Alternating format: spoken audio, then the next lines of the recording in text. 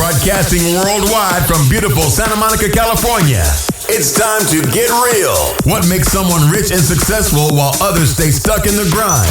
How can you maximize your potential, live your dreams, and build your wealth? Taking an honest look at our world and the markets that move it. Let's talk to successful people and take a look inside their heads. Let's simplify success and spread the wealth. Let's prove the American dream is still alive.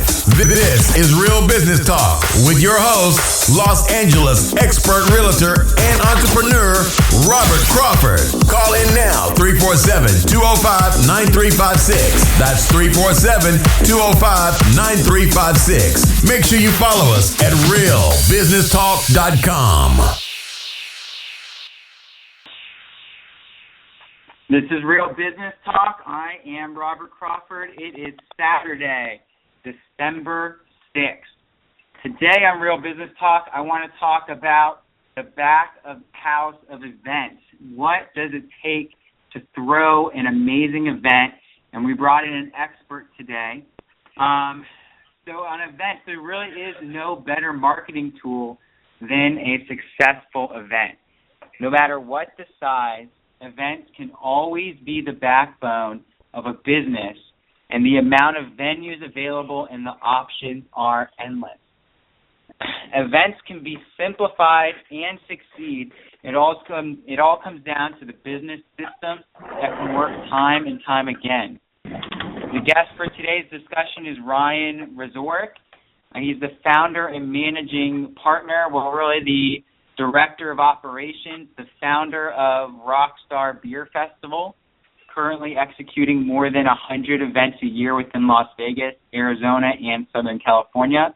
He's selling out events all over the place at huge venues like the Hard Rock Hotel in the heart of San Diego Gaslamp territory, Cosmopolitan Resort in Las Vegas, other major casinos in Las Vegas. He's pretty much all over the place and really built himself an amazing system. He has 12 people working for him now, and he does over 50 events a year, pulling in tens of thousands of dollars on each event and working hand in hand with suppliers and venue partners. So, his journey really began with his education at the Culinary Institute of America, where he learned the backbone of the food and beverage business.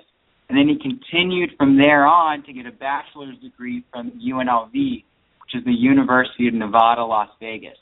And that's really where he shined as the president of the Beverage Club. Actually, after I stepped down as president and started working for Works Beverage, he came on board and really took it to a whole other level, really featuring a ton of events, things from, parties to educational trainings and tastings with major mixologists and brand ambassadors from all over the world. He's here today to tell us the stories of his past events, the good, the bad, the ugly, managing a growing team and dealing with multiple vendors, sponsors, and guests, and the successes that he's had. Ryan, are you there? I'm here, man. So, Ryan, why don't you tell us a little bit about your journey, how Rockstar Beer began? I know it wasn't originally called Rockstar Beer. Maybe you could touch on that story a little bit. But how you became passionate in what you're doing now and how that led to your success. Yeah, of course. It all started actually with Beverage Club. As you know, we were there. We were throwing parties and a lot of mixology-style events over on school, off school. And we got approached to do a UNLV-style beer festival that would benefit the school. And at first I'm like, I don't know how to do this, but we had the passion. At that point in time, I had a 5-person team right under me with the UNLV Beverage Club. And we took it to the school, the deans, the faculty, and they gave us permission to go ahead for it. We did an awesome job. It was our first learning experience, and from there, we're like, this is our niche. This is what we want to do. So we turned that UNLV-style beer festival into what is now called Rock and Brew.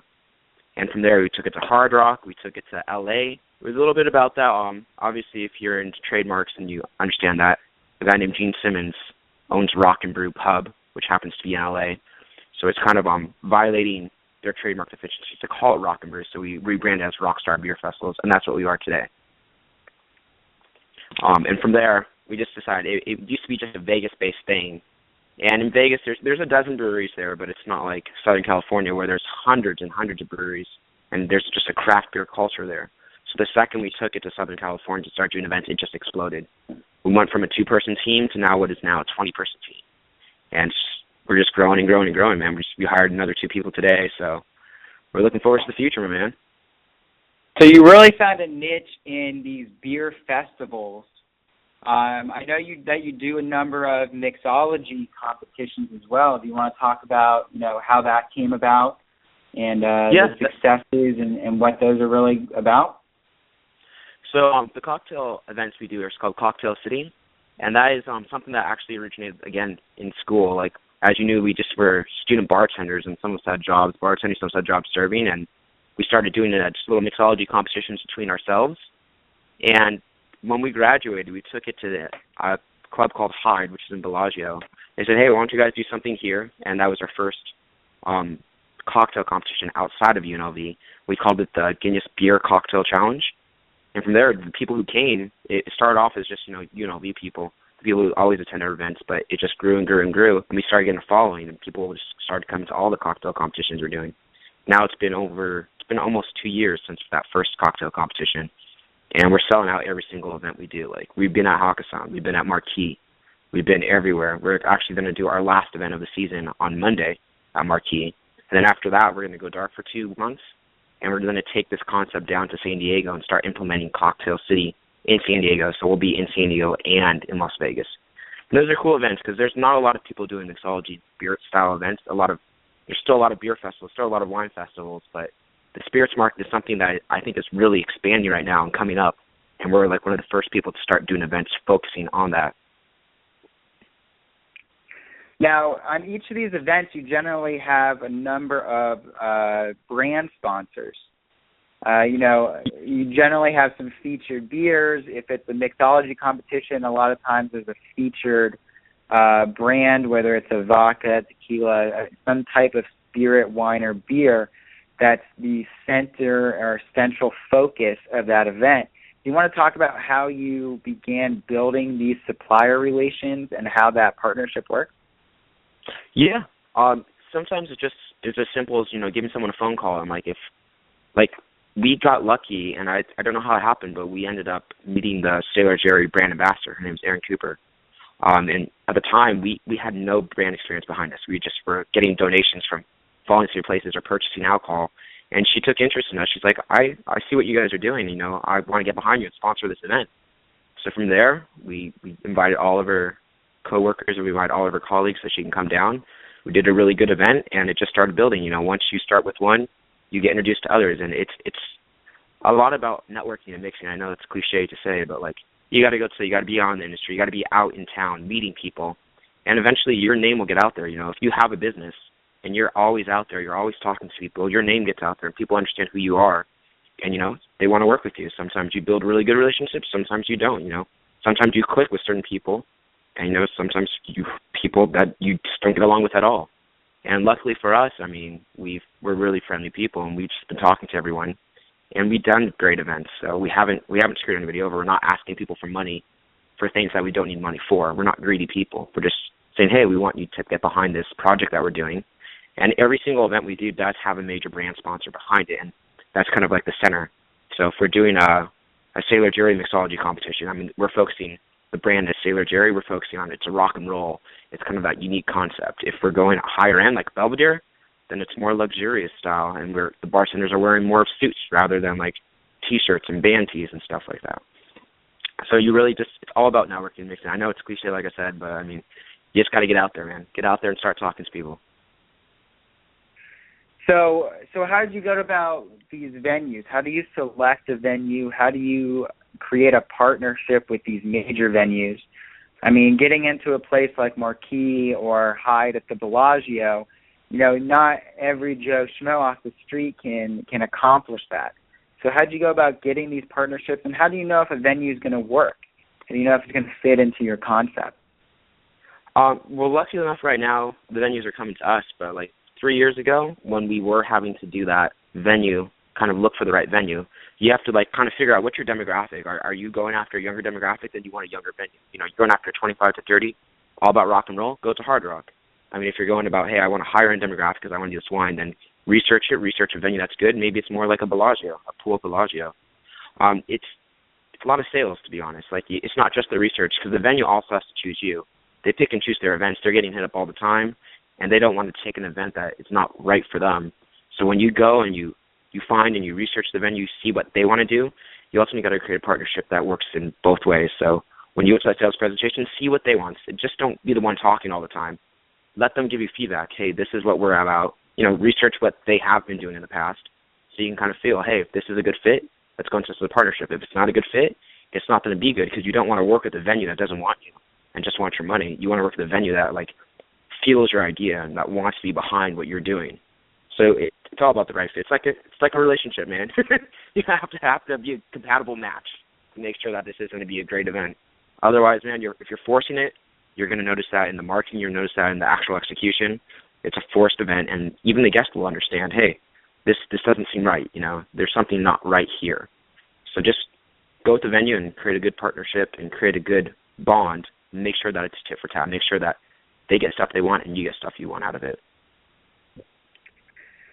So real quick before we take our first break, have you ever had a venue that turned out not to be a great fit, and what were the reasonings behind that, or are there venues that you stray away from when selecting a partner for an event?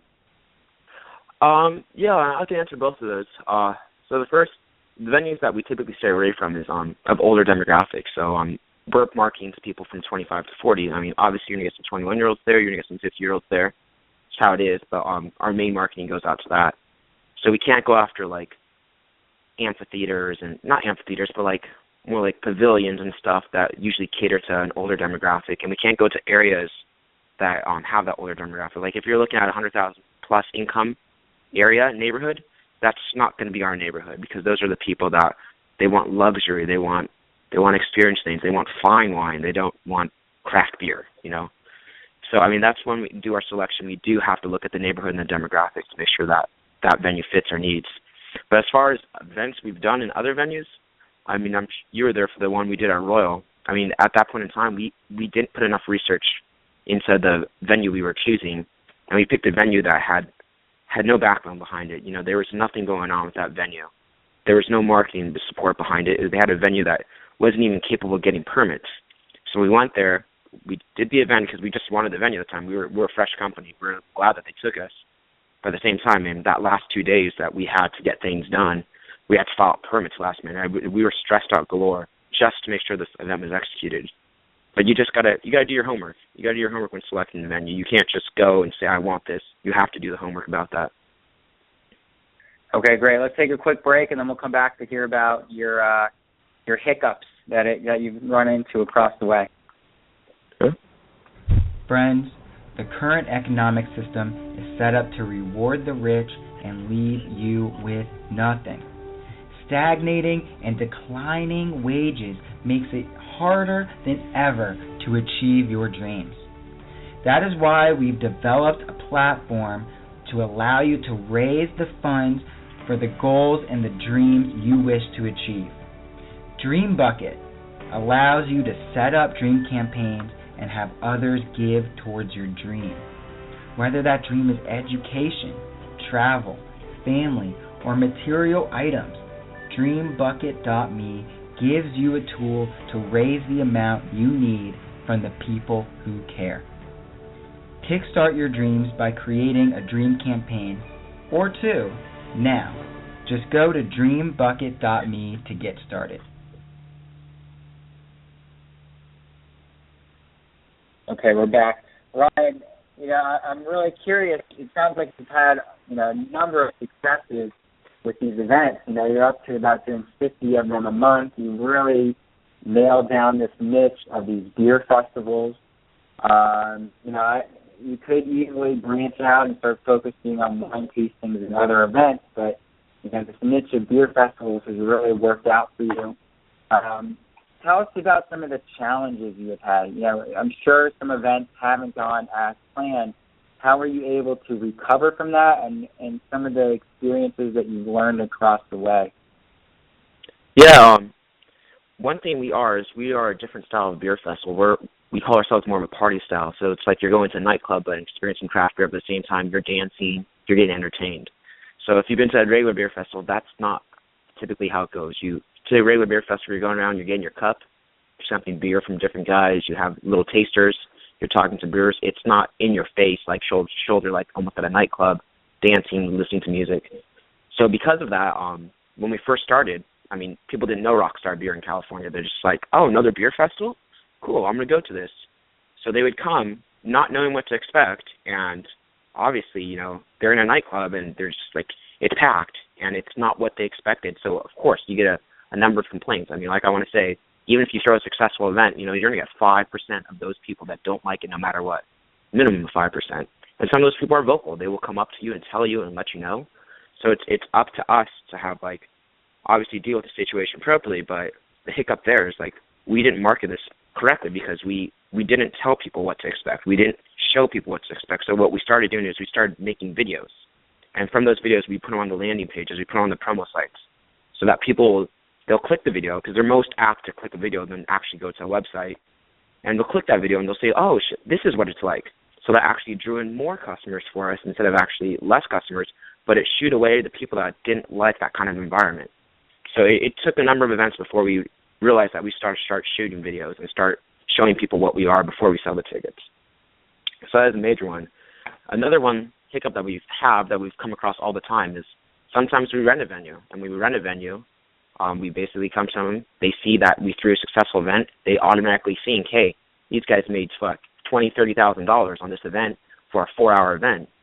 And they didn't understand how much time we put into that event beforehand. We put in months and months of work into what is one 4-hour event. So the venues sometimes say, oh, well, why don't we just do this without them?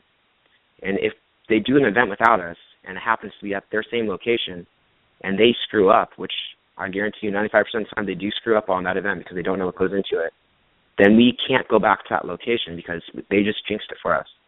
Some people, I mean, guests are really simple. They see a beer fest. If they say beer fest at Yost Theater, they're just going to assume that's the same beer fest no matter what, even if it's a different promoter or a different company that's putting that on. So you really got to get out there and you got to form that relationship with the venue and say, hey, I need to sign an exclusivity clause that we're the only ones doing beer fest at this location. Otherwise, if you're letting in other beer festivals or you're trying to do this yourself, you're actually hurting our business, and we can't come back to you and give you our business anymore. So it's just all about that, and you got to learn, you know. You obviously, it's going back to picking the right venues. I mean, when you talk to people, I mean, we formed really good relationships with people like Yost Theater and like Hard Rock because they understand, hey, if we want to throw a beer fest, these are our guys. We come to them first before we go to anybody else. And luckily it's worked out for us in the past, but, I mean, there has been other locations that haven't been as generous and have been more shady about it. And from there, we just, you know, we can pick and choose our people too. We're not going to go back to your location. You know, we talked to you about this beforehand. So that's something you got to do again. So, you know, a lot of these things have to do with picking the right venue. So it's challenging enough to pick the right venue, pick the right product, which would be the event, and then put all those pieces together. It's a whole other challenge to then get people to attend that event. So maybe you want to touch on how you've been successful at consistently marketing these events to sell them out almost every single time. That's the major thing is marketing, man. You can't start big. And I think a lot of these people are getting into it. They're thinking too big. They're like, we're going to throw a beer festival. It's going to be 1,500 people. It's going to be 5,000 people. Well, you can't do that. You've never been in that market. People don't know who you are. You got to start small. And sometimes a small event's 200 people. Then you've got to transfer up to 500 people and then 1,000. And then you can grow and get bigger. I mean, in San Diego, our first event was 800 people. You know, the last event we did was 5,500 people. We didn't immediately jump. And people have to learn that your database will grow. If you keep doing good events, your database will grow. They'll tell their friends. Their friends will tell their friends. But you have to keep on getting bigger and bigger. Like, you can't just automatically throw a big-ass event. You have to start small. So, and that's a key that people have to learn. No matter how you market it, you can put it in 100 billboards. You can put it in 100 magazines. Do 100 launches with Living Social. It doesn't matter. If people don't know who you are, they're not going to attend. It takes knowledge. I mean, obviously Yelp's a big tool because people will go to Yelp first to kind of look at your reviews. But at the same time, if they hear the name, Rockstar beer, they're going to go to it because they know the brand behind it. Right, you've really done well at positioning that brand. So, an advice to someone that would want to get into something, whether it be events or really building any business, it's start small and offer a great product. Your product is an event experience, and with that great product comes word of mouth, and if you do that consistently, it will just organically grow. Exactly, and that's the way you got to treat it. You can't force something. Just let it grow organically. I mean, obviously there's other key components. There is marketing. There's a whole science behind marketing. There's a whole science behind, providing the right entertainment and the right beer and the right sponsors. But just let it grow, man. Just don't force it. Just let it happen. So, breaking apart from the events right now, where do you really see, what is hot in the beverage industry? What are people itching for? You deal a lot with craft breweries. Do you see that a continuing trend that craft breweries are going to continue to flourish and really kind of overshadow the major brands out there? I think people are getting more into craft beer, and there are certain cities that are more apt for people to order craft beer and for craft beer to be available rather than your domestic Bud Lights and your Millers. But there's still a huge market. Bud and Miller will always dominate. They're always going to be out there. They're consistent. Your craft beers can be different, and, some people, craft beer is heavier, but I do see other cities that aren't so developed for craft beer, like Las Vegas, start developing more breweries, and the culture is going to be there. I mean, obviously it takes events, it takes knowledge, it takes training, it takes the availability of craft beer for it to expand, but at the same time, it's growing. The other thing that I think is growing significantly is mixology. I mean, if you can see, 4 years ago, there was hardly any mixology-style bars in Las Vegas. There's maybe 3 or 4. Now they're popping up all over the place, and people are implementing mixology-style menus. You're not just getting cranberry vodkas anymore. You're getting, a cranberry syrup with soda water and this unique artisanal vodka. And that's what people want. They want something new. They just don't want to get their normal drink. They want to be entertained. They want the taste buds to be entertained. And mixology is growing, and I can just see mixology grow and grow and grow for the next 10 years and get bigger and bigger. It's just a start for them. As this craft beer, it has gotten really huge, and I think it will still continue to rise as people get more into it. But, I mean, not the same way mixology will. Mixology it's not even grown yet. It just started, and that's something people might want to get into as well. I think mixology is definitely a huge component in the customer experience in Las Vegas. I know you and me have been implemental in, implementing these new beverage mixology programs in some of the major resorts and nightclubs and restaurants and bars in that area. But I also feel that it really hasn't reached the mainstream outside of Las Vegas. Of course, in major cities like San Diego, LA, New York, Seattle, San Francisco, they have their mixology bars and hotels, but it's not in every mom-and-pop restaurant and the major chains there. Do you see that trend going into things like, the Chili's and the Applebee's of the world, or do you see them continuing to dumb that trend down to be consistent with their low-quality products? That's a tough question, man. I do know these bigger chains, they're all about the profit, Obviously, if you're making mixology-style drinks, there's a lot more cost involved to make that drink than there is with making a dumbed-down drink like you would get at Chili's and Fridays. But, I mean, as it does expand, Chili's and Fridays, they are smart. I mean, they are marketing companies, after all, so they are going to implement programs. It's going to take a while for it to get to those, mom-and-pop chains. And it's going to take a while for it to get into the little small restaurants that, just want to serve beer and wine and have a very limited bar. But it will grow and grow and grow. If you've been to Wahoo's lately, Wahoo's was just serving a couple beers, Tecates, Pacificos, Coronas. Now you go to Wahoo's and they're serving Ninkasi Otis Vanilla Stout, Stone Ruination IPA. I mean, it's getting there. So the craft beer has started coming into those chains. And I think, I would say maybe another 6 years before you start seeing mixology really at these big chains. But it will happen. I mean, and it might be a different style of mixology because, like I said, they're all about turning profit, and they're not so much about, making those really 5-minute fancy drinks. So it will be interesting to see, man. It'll be interesting to watch the next 5 years and see what happens at these chains. Yeah, I mean, it's going to be interesting to see how these trends affect the national market and how they branch out to these smaller towns across the country. So, I mean, Vegas is obviously its own animal. How do you keep track of everything? How have you built systems to make sure that now that you have a growing team, that the managers and people under you are executing to the same level that you would do yourself? It's about motivating them. I mean, obviously your staff I can say my staff is the reason we are growing. I mean, they are all motivated. They are all happy. This is not just a job for them. This is kind of like a lifestyle. And we just want to have a friendly work environment where no one's each other's boss over there. We're all working as a team.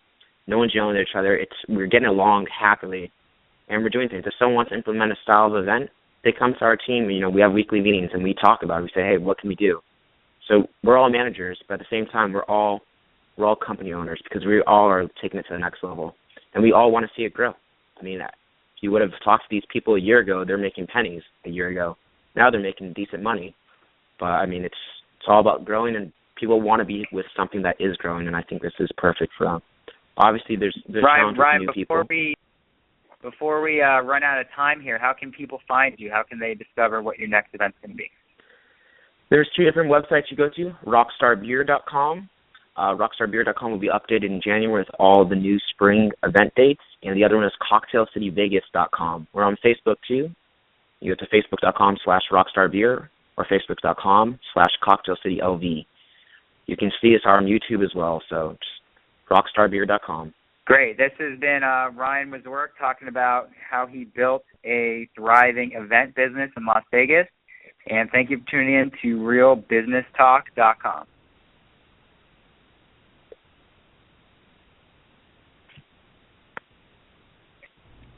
As part of Keller Williams Santa Monica, the largest brokerage in Los Angeles, the We Are Realty Group has a wealth of resources and expertise ready to assist with your next real estate move.